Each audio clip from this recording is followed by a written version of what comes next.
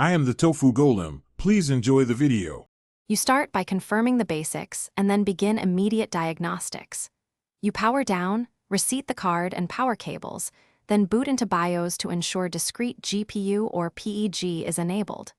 Once done, boot to Windows and open Device Manager, choosing View Right Arrow Show Hidden Devices so you don't miss anything. If the card still doesn't appear, note any error LEDs or beeps. These physical cues help you decide whether to proceed with drivers, firmware, or hardware testing next. Now you address software and compatibility layers that often hide GPUs. You run Display Driver Uninstaller in safe mode to wipe old drivers clean, then install the latest GeForce driver package. Make sure your chipset drivers are current because Windows needs proper PCIe enumeration.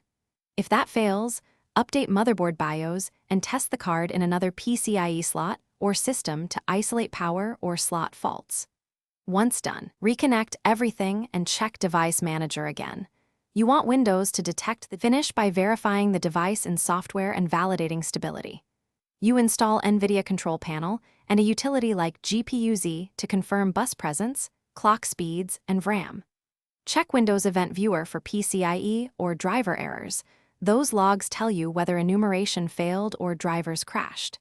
If the GPU still won't appear on any system, swap into a different PC to confirm a hardware fault. If it fails there too, proceed with vendor RMA.